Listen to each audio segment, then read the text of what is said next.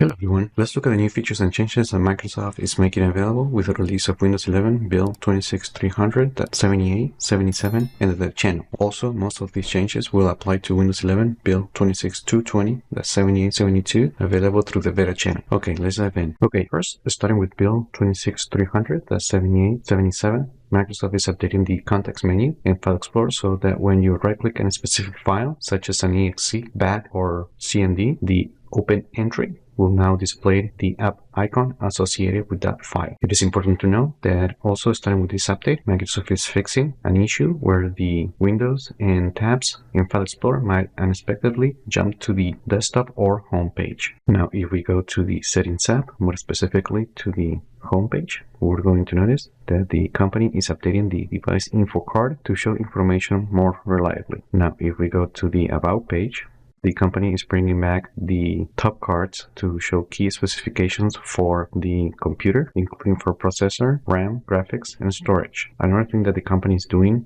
starting with this release, is that it's adding under device info details about the graphics card and storage. Now, as part of this update, the company also says that it's improving the animation when hovering over an app group in the taskbar.